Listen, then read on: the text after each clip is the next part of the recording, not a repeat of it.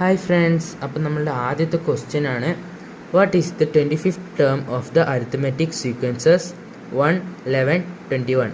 അപ്പോൾ ഇതെങ്ങനെ ചെയ്യാൻ പറഞ്ഞു കഴിഞ്ഞാൽ ചോദിച്ചിരിക്കുന്നത് 25ാമത്തെ അരിത്മെറ്റിക് സീക്വൻസിൽ അതിലത്തെ 25ാമത്തെ ടേം എന്താണെന്നാണ് നമ്മൾ ഇതിൽ ചോദിച്ചിരിക്കുന്നത്.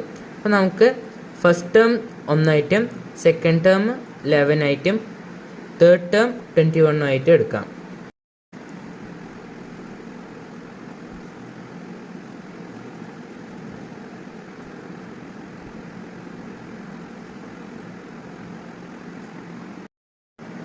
അപ്പോൾ 25th ഏറ്റവും നിയറസ്റ്റ് നമ്പറാണ് 3.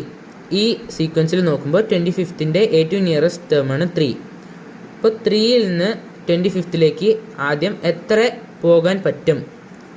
3യിൽ നിന്നും 25th പോകാൻ പറ്റുന്ന ഡിസ്റ്റൻസ്, അതാണ് നമ്മൾ ഇനി അടുത്തത് എഴുതാൻ പോകുന്നത്. അപ്പോൾ ഇത് കണ്ടുപിടിക്കാൻ നമുക്ക് 25 - 3 ചെയ്താൽ മതി, equal to 22.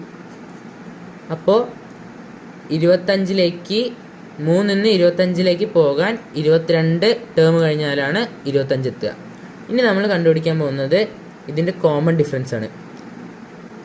Common difference equal to, നമുക്ക് first term, second term, third term തന്നിട്ടുണ്ട്. ഒന്നില്ലെങ്കിൽ സെക്കൻഡ് ടേമിൽ നിന്നും ഫസ്റ്റ് ടേമിൽ കുറയ്ക്കാം, അല്ലെങ്കിൽ തേർഡ് ടേമിൽ നിന്നും സെക്കൻഡ് ടേമിൽ കുറയ്ക്കാം.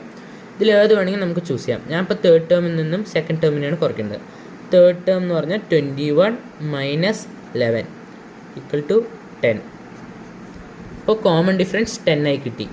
ഇനി നമുക്ക് കാണേണ്ടത് പറഞ്ഞു കഴിഞ്ഞാൽ 25th ടേം എത്രയാണെന്നാണ് നമുക്കിനി നോക്കേണ്ടത്. അപ്പോൾ 25th ടേം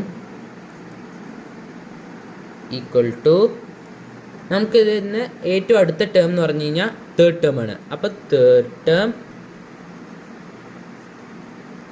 ഇനി എത്ര നമുക്ക് തേർഡ് ടേമിൽ നിന്ന് പോയാലാണ് 25th എത്തുക എന്നാണ് നമ്മൾ എഴുതേണ്ടത്.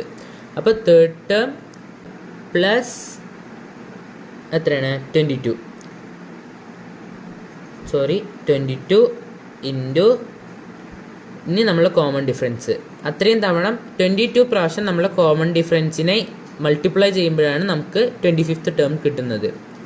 അപ്പോൾ 25th term equal to third term plus 22 into 10.